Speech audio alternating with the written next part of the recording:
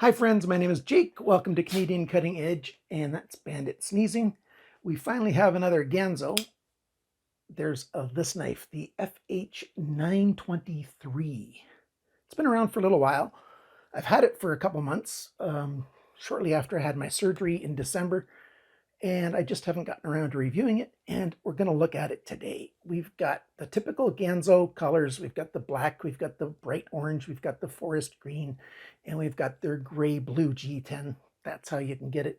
D2 steel for these blades because it's the FH series. Any knife that starts with SFH is D2 steel. And we've got sort of a fat Persian kind of style blade, or a stretched clip point, a stretched buoy style blade, whatever you want to call it. And that's what it is. A liner lock, typical Ganzo style, typical Ganzo pros, typical Ganzo cons. End of video.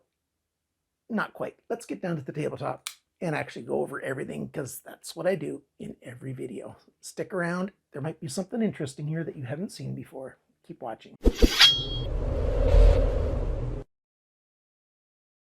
As we take a look at this knife, the lowest price for where you can buy this is at powercutlery.com.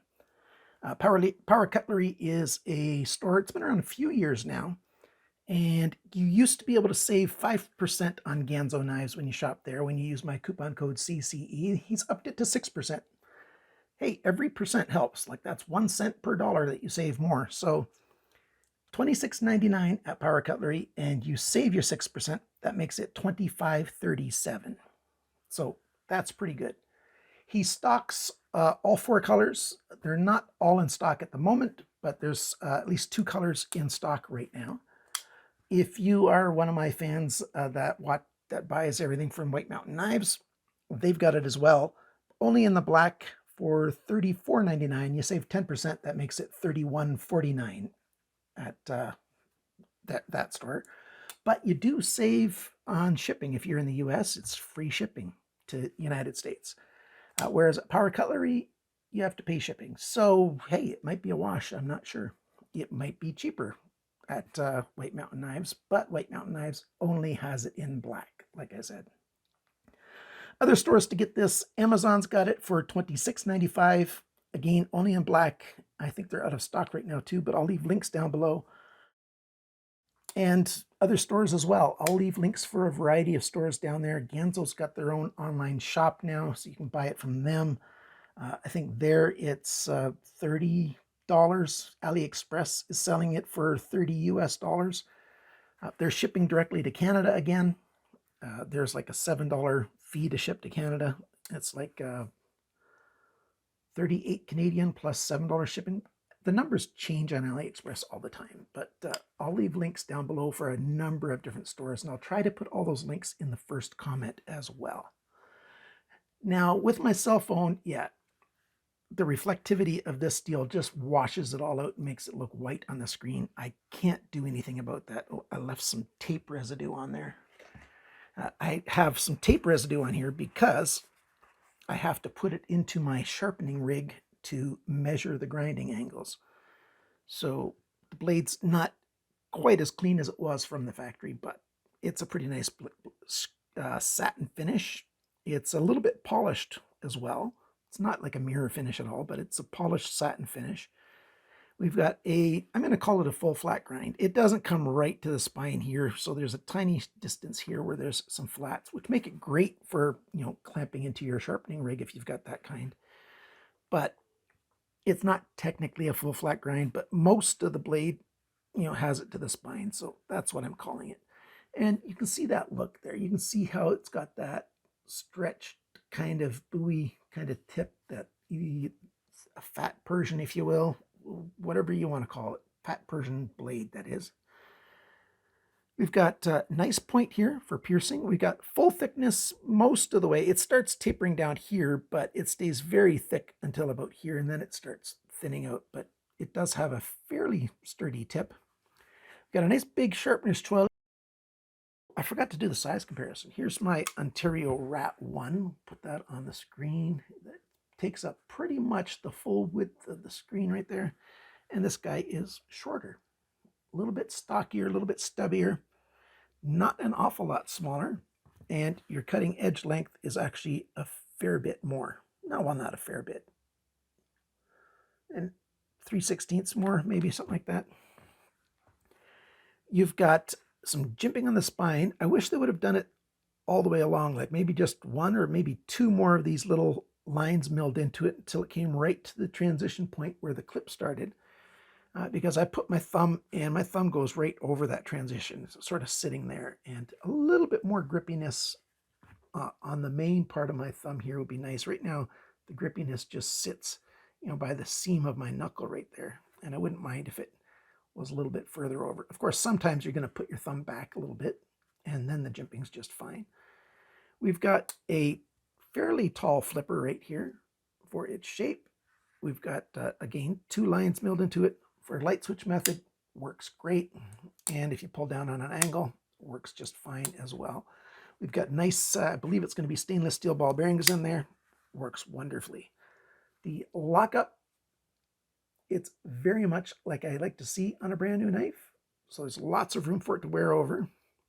The relief cut here to get at the lock release here is more than adequate. We've got a nice big chamfer on the side of the lock bar arm, nice and polished. Very easy to disengage that lock and close the knife. No problem at all in either hand. So quite nice. You can see we've got a T8 screw here and a T8 screw there. So I'll take it apart and tell you and show you if it's free spinning or if it's a D-shaped pivot pin. Their Flames, I think it is, logo here. I still haven't heard back from them what that really is. To me, it looks like an odd dove motif, or maybe hills, or maybe flames. Probably flames, because Firebird, right? That's what they used to call them. And now it's FB knife. Ganzo FB knife is the brand name. Right there it says FB knife, made by Ganzo, and then FH923 D2. That's small enough that they could have put it up here on the ricasso. I would have much preferred if all of that information was right there instead. It's nice and small. I like that. That's a good thing. But I really wish it wasn't there if it was up there. Same thing with this. They could have fit that up there too. I don't like badging on the bevel, the main bevel. So that's that. The handle. We've got not quite a straight back. There's a tiny bit of a crown there, but it's mostly a straight back handle. Flat slab G10, rounded chamfered edges all the way around. A short back spacer with a little bit of jimping on the top, and that jimping is exposed. It's raised up. Lanyard hole in the back corner here. You can see here that they put the spacer here on this side for the pocket clip. So it's a nice sort of almost a premium kind of touch here. We've got recessed or sunk in button screws that are T6. And these are not high-end screws. They're okay screws. They used to have even softer screws. Like, these screws are not great by any stretch. They're okay T6 screws, as far as T6 screws can be okay. So you've got those. Be careful. Use something like Drive Grip when you're using T6 screws, because it's so easy to strip them out.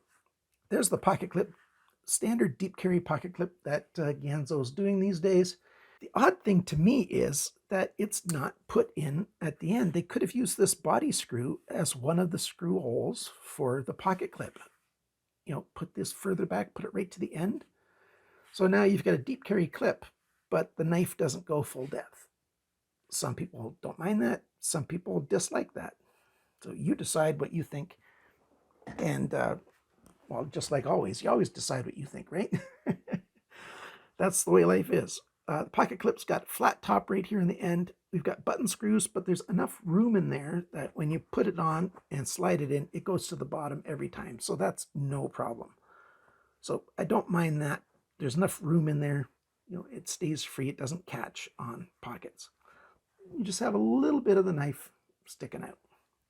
With the holes in the pocket clip, it's easy to get in there with your thumb and pull the knife out. So the pocket clip is acceptable in my opinion. Yeah, and my pants are falling apart. So I might have to get a new pair there for my demonstration rig. So that's okay. Hand feel. The grip is actually very nice. I like this. You know, my hands are just barely extra large, so large, extra large hands are going to find this knife very comfortable. Men's medium might find it comfortable as well. I don't know, because that's not the size of my hand. But I like this. You know, every grip you want is quite comfortable. Your thumb wrapping around the end, even a pull grip isn't bad at all. You know, hammer grip, saber grip, it's just very nice indeed. So that's the overview of what it looks like. Let's take it apart and show you the insides. Okay, so I've taken it apart. None of the screws have Loctite on them. They're pretty nice screws, you know, even the pivot screws. So they came out okay. No big complaints. There's a fair bit of oil in there, as you can see. So I'm going to wipe that off. Oh, and you can see there's the skin from fingers. It piles up there behind the lock bar. You can either, I just use an old toothbrush to clean that out. You can see it on this side of the arm here as well. Pushes that way. Between the lock arm and the back end of G10 handle scales, it often gets dirty in there, and it's very easy to clean that up with a little bit, you know, with a toothbrush basically. We've got the nice stainless steel ball bearings, which I quite like the Ganzo ball bearings that they use. There's a little bit of oil in there. I'm going to clean that off and put my oil on there. As you can see, we've got a pin here, but just the end here has got a D shape. So we've got the best of both worlds. The main part of the pin is fully round, so fully round hole rides on a fully round pin. But on the liner on this side, the side of the lock, it's D-shaped so that it's not free spinning. So that side, it's got a T8 screw on it, but you can't turn it when it's in the knife. You just strip that all out. I wish they would just make it solid. I'm going to put it back together again, and we're going to talk about all the sizes and dimensions there. You might be surprised about the sharpening on this knife. Actually, just before I do the sizes and dimensions, I forgot to show you before, the alignment is very good. It's not perfect, but it's very good blade alignment. Now let's go over all the sizes, dimensions. You're familiar with D2, Rockwell 59, 60, sometimes a little bit higher, sometimes a little bit lower, it all depends. Ganzo's D2s tend to be right around 60, so that's quite good. The weight of this knife, it is 130 grams, 2.6 ounces. Oh, one other thing I forgot to show you, the balance point, right? There you go. There's the balance point. And that's why I say if it had skeletonization a little bit bigger, the balance point could be here. That's where I prefer it to be, right where your index finger grabs. The factory sharpness on this thing, yeah, quite good. 75 bests, a fair bit better than average. So they did a good job of creating a sharp edge on this blade. But we'll talk about the grind angles in just a moment. The length of the cutting edge, that is 89.1 millimeters, 3.51 inches. Blade length tip to the closest spot on the G10, 88.2 millimeters, 3.47 inches. How thick is the steel for the blade? 3.38 millimeters, 1.33 inches, so a bit over 1/8 of an inch.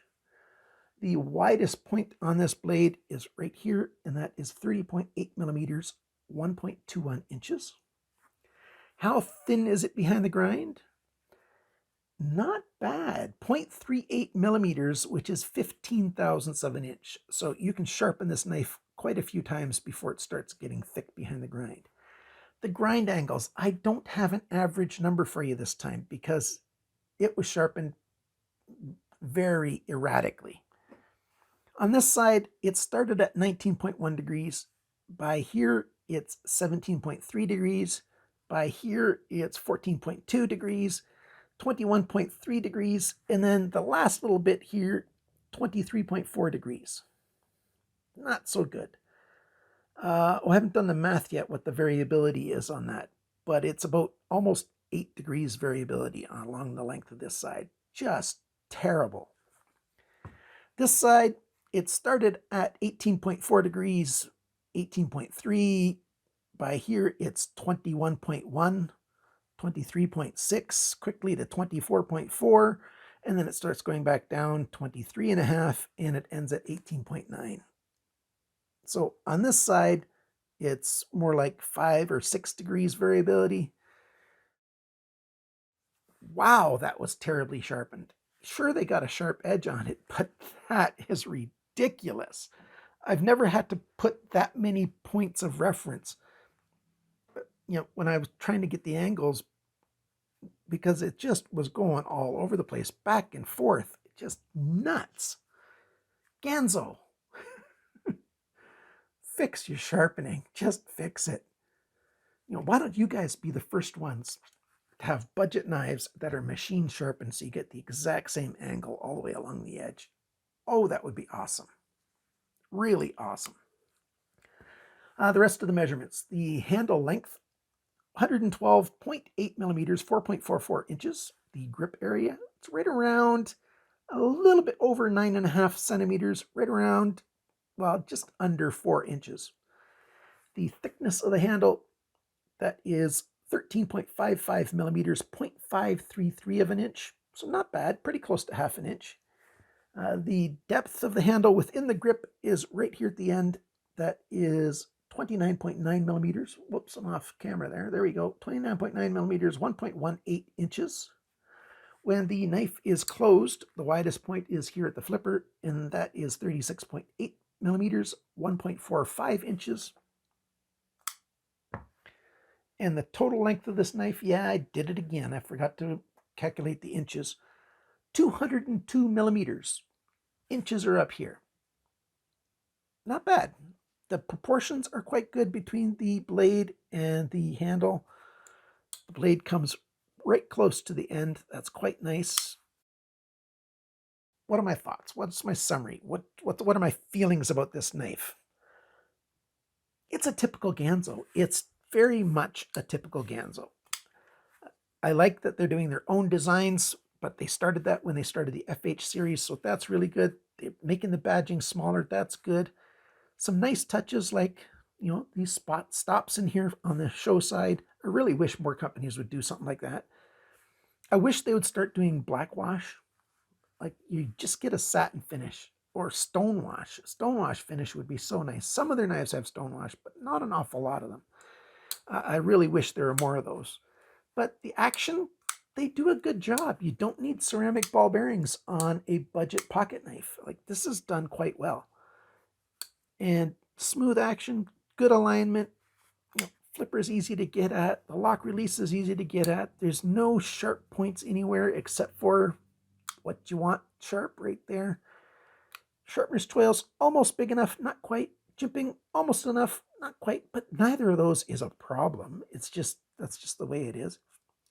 And, the handle, the liners here, they're not sharp on the inside edge anywhere. It's just well made in basic terms. Pocket clip is deep. It's a nice clip. I just wish it was up a little bit higher. The buttons, the screws, yeah, they're button screws and they're T6, but there's no thread locker in there to cause problems. And if you're careful, you're not going to strip them out. You don't have to be extremely careful, just moderately careful. So that's a good thing. It's pretty good. It really is pretty good. I just wish it was even better. Thank you to you guys for watching. Thanks for liking, sharing, commenting, and subscribing. Thank you to my Patreon supporters and my YouTube membership supporters. You guys are the best.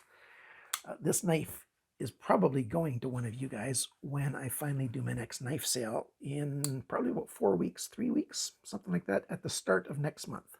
So we're in the middle of March now, well, past the middle of the March. Early in April, we'll be going to do a knife sale for you guys. So thanks for being patient. Anything that's left over after that knife sale for my supporters will go to the general public, and the rest of you guys can buy those, whatever's left over. So if you want to have access to my knife sales, become one of my supporters. You also get the premium kick benefit. I should say not kick. Kicks are bad things, aren't they? The benefit of one of my supporters wins the knife of their choice every single month from the knives that are reviewed in the previous month. They pick what they want. I give it a super sharp edge and I send it out to them. And I just ask that they pay for the shipping. Other than that, they get the knife for free. Thanks for liking, sharing, commenting, and subscribing. And remember, friends, cut towards your chum, not your thumb. Bye for now.